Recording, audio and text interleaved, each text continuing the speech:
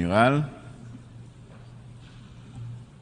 Monsieur le secrétaire général, Excellences, Mesdames, Messieurs les chefs d'État et de gouvernement, Mesdames, Messieurs les chefs de délégation, distingués délégués, chers compatriotes, qu'il me soit tout d'abord permis d'adresser mes félicitations aux frères de la Caraïbe, Son Excellence M. Denis Francis, pour son élection à la présidence de la 78e session ordinaire de l'Assemblée générale des Nations unies. Je saisis l'occasion pour redire au secrétaire général Antonio Gutiérrez toute la gratitude du peuple haïtien qui a apprécié à sa juste valeur sa récente visite au pays et son soutien indéfectible à la démarche d'Haïti auprès du Conseil de sécurité pour l'obtention d'un soutien robuste à la police nationale d'Haïti. Monsieur le Président, je me félicite du thème choisi pour guider nos interventions au cours de cette session. Rétablir la confiance et raviver la solidarité mondiale, accélérer l'action menée pour réaliser le programme 2030 et ses objectifs de développement durable en faveur de la paix, de la prospérité, du progrès et de la durabilité pour tout le monde. Il nous incombe d'examiner et de proposer des solutions aux principaux défis mondiaux susceptibles de faire progresser la paix, la sécurité et le développement durable. En effet, il est difficile de concevoir le développement sans la paix et la sécurité. Il faut faire preuve de solidarité et de détermination pour relever ces défis. Le monde, à la veille de l'échéance de 2030, va mal. L'éclatement de nombreux conflits aux conséquences désastreuses pour les populations civiles, la multiplication des crises sécuritaires, sanitaires, alimentaires, sont là pour nous rappeler que nous nous éloignons des grands idéaux de la Charte des Nations unies. J'en veux pour preuve l'insécurité alimentaire engendrée par les conflits et les violences. Le rapport mondial 2023 sur les crises alimentaires indique que 258 millions de personnes étaient en situation d'insécurité alimentaire aiguë et avaient besoin d'une aide alimentaire d'urgence en 2022. C'est pourquoi mon pays avait pris part au débat public de haut niveau sur la famine et l'insécurité alimentaire mondiale provoquée par les conflits, qui a été organisé au mois d'août dernier par le Conseil de sécurité pour tirer la sonnette d'alarme. L'économie mondiale, depuis la crise du Covid-19, se trouve dans une situation de stagnation. L'inflation frappe de nombreuses économies et les perspectives de croissance ne sont pas encourageantes. Monsieur le Président, cette situation n'est pas sans conséquence sur les pays les moins avancés, notamment Haïti, qui doit constamment faire face à la volatilité des prix et à une terrible crise aggravée par la détérioration de la situation sécuritaire du pays. Il convient également de mentionner dans ce décor inquiétant les changements climatiques qui représentent pour les petits États insulaires comme Haïti un danger permanent, les mettant à rude épreuve. Au passage de chaque ouragan, les économies de la région Caraïbe subissent des pertes énormes qui remettent en question des avancées significatives enregistrées sur le plan socio-économique et politique par la destruction des infrastructures économiques, éducatives, sanitaires et énergétiques. Cette exception m'offre l'occasion, en ma qualité de chef de gouvernement d'Haïti, d'exposer la situation du pays, plongé dans une crise profonde depuis des années, à laquelle je m'évertue à trouver des réponses concrètes et durables. C'est une crise structurelle et multidimensionnelle qui a impacté nos institutions et qui empêche le développement économique et le progrès social. Elle a atteint aujourd'hui sa phase critique avec la dégradation de la situation sécuritaire, où la population subit quotidiennement les attaques violentes des gangs armés qui contrôlent plusieurs quartiers de la capitale et de certaines villes de province. Ils assassinent, incendient, pillent, violent, violentent, avec une rare cruauté. Ils chassent les habitants de leurs maisons, bloquent les routes et contraignent les écoles, les hôpitaux et les commerces à fermer leurs portes. La détérioration de la situation sécuritaire ces dernières semaines a engendré une nouvelle crise humanitaire avec des déplacés qui occupent de façon spontanée plusieurs sites pour échapper à la violence des gangs. Plus de 25 écoles de la capitale sont investies par des déplacés internes, estimés à plus de 16 500.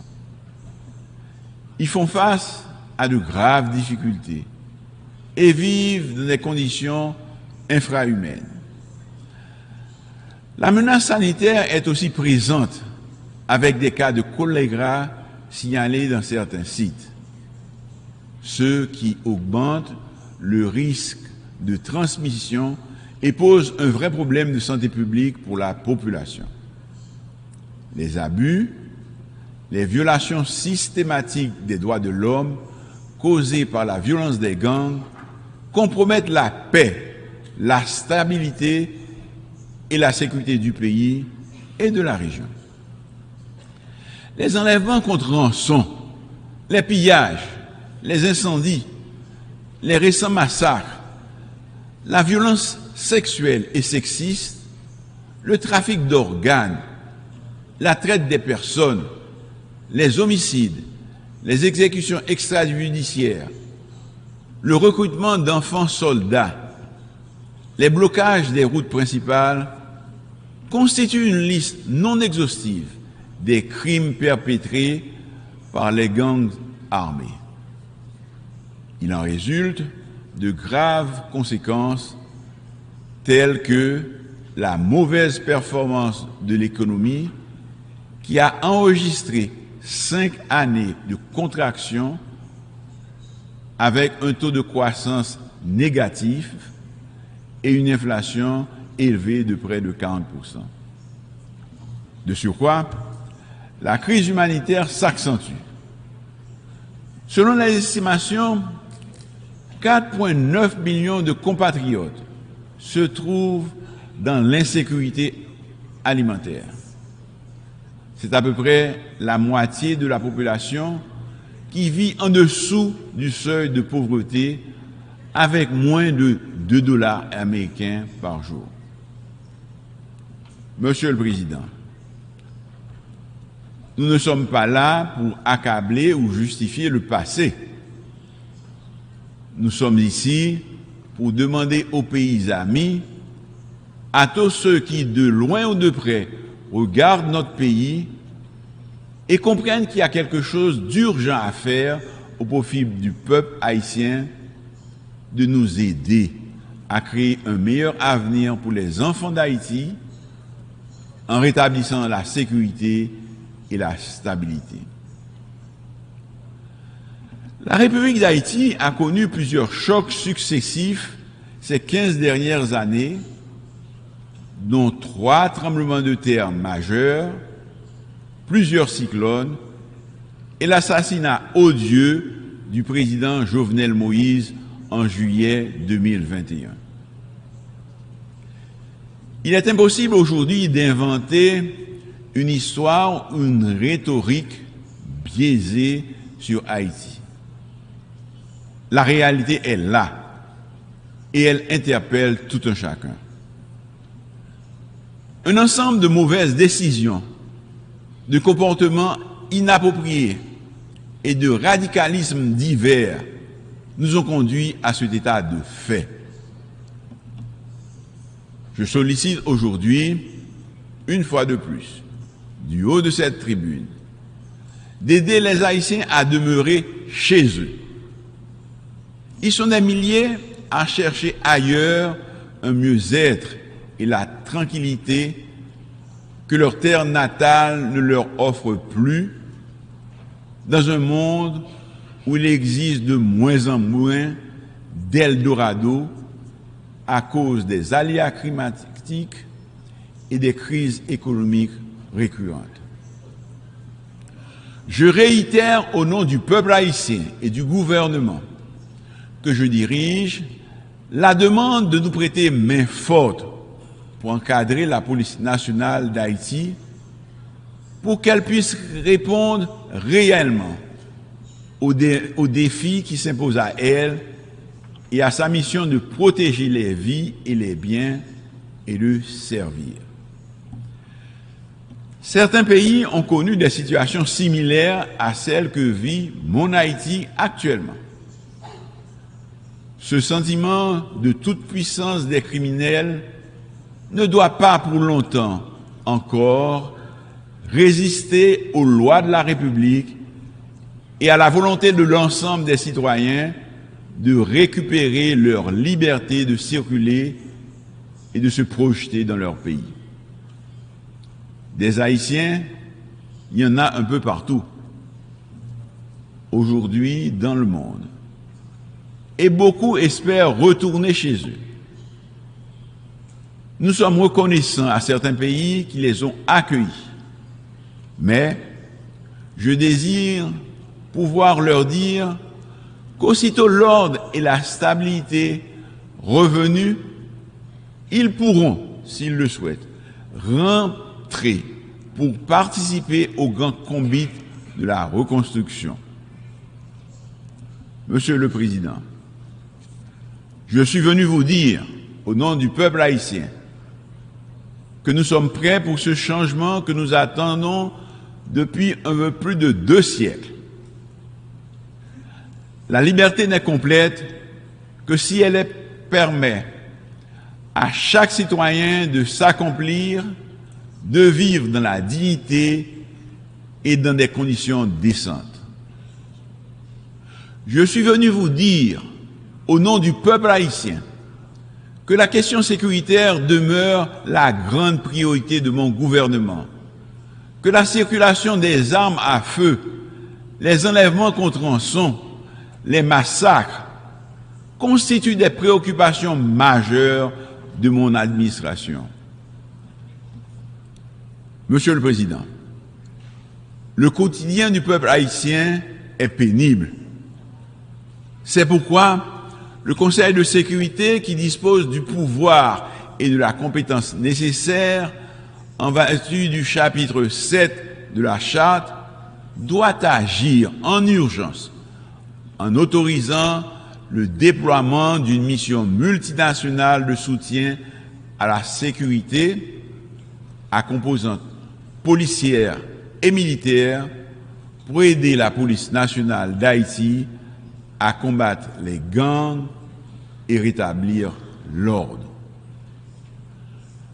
L'emploi de la force comme première étape demeure indispensable pour créer un environnement propice au bon fonctionnement de l'État.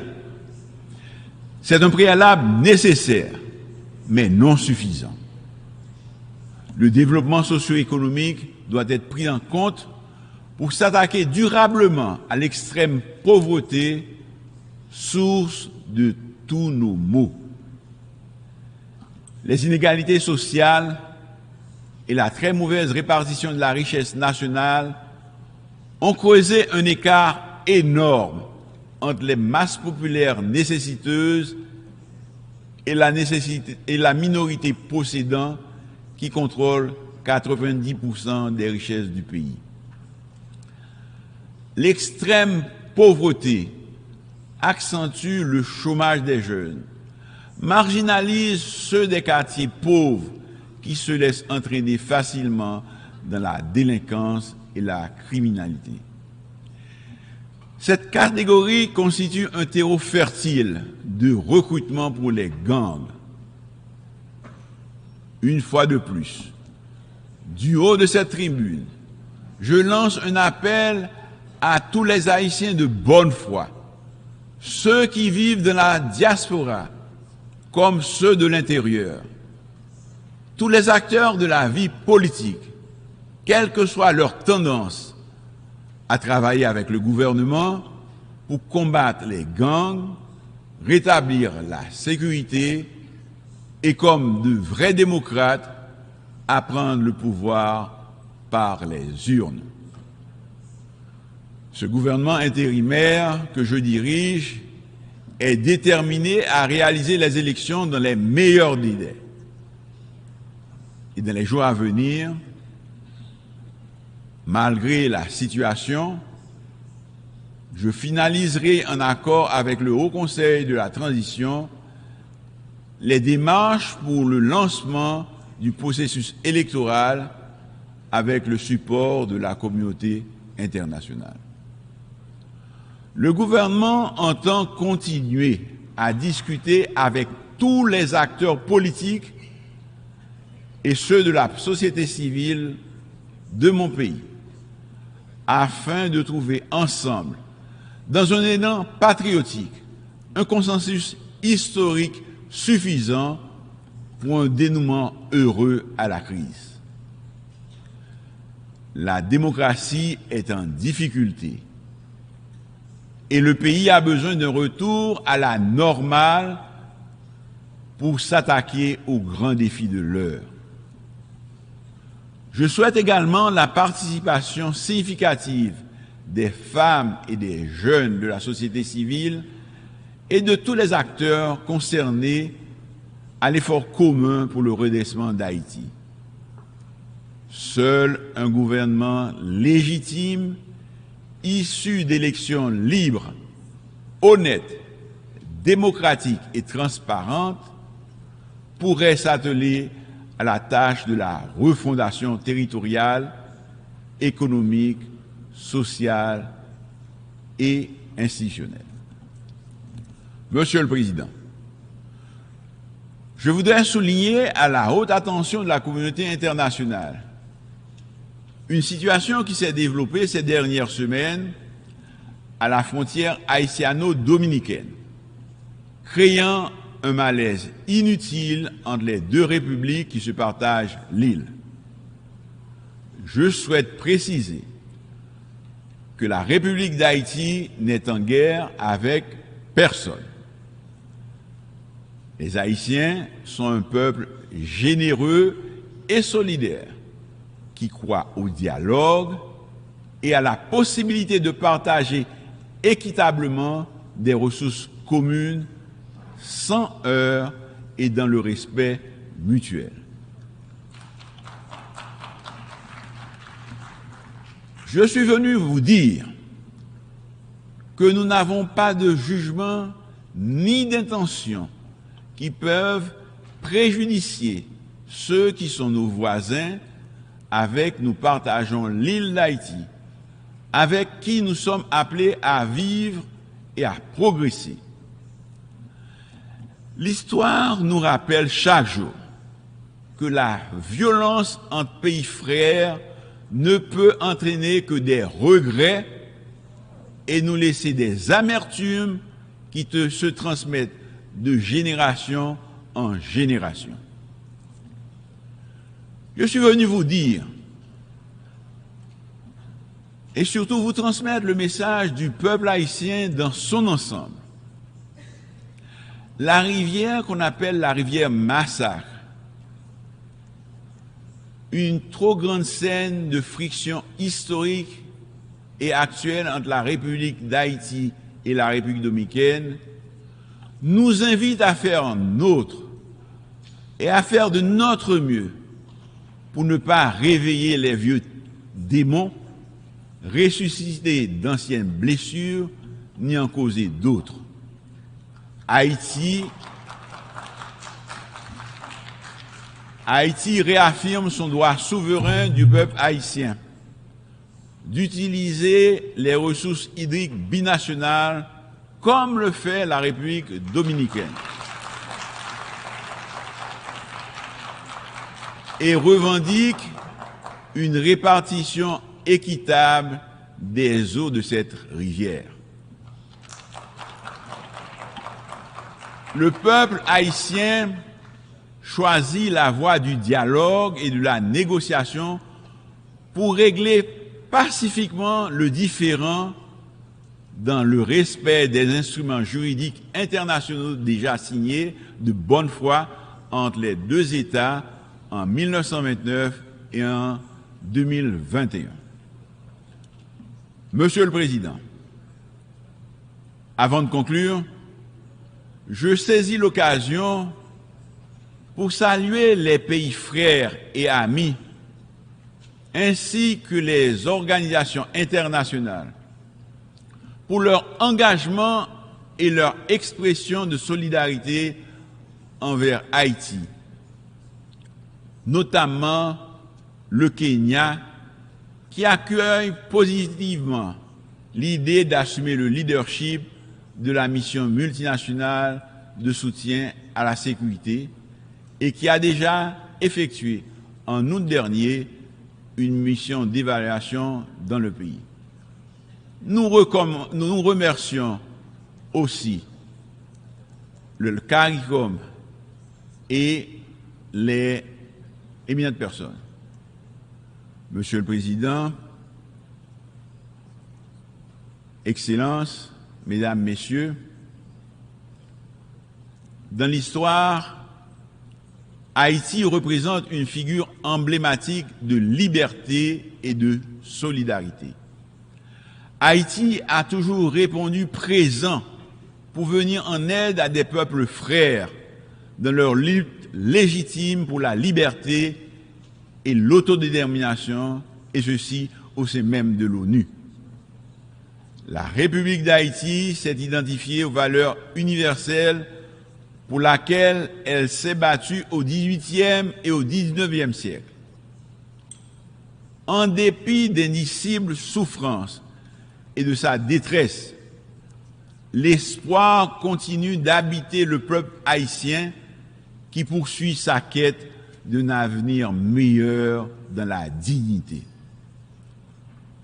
Le peuple haïtien, de la même manière qu'il a étonné le monde en 1804, changeant radicalement son statut d'esclave en homme libre, peut encore et veut redessiner son destin.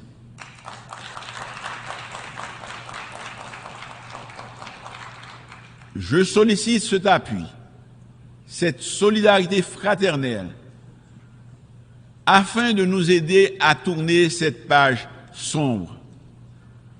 Je demande à la communauté internationale d'agir, mais d'agir vite. Vive le réchauffement des relations avec notre alma mater, l'Afrique. Vive la coopération internationale. Vive Haïti. Je vous remercie.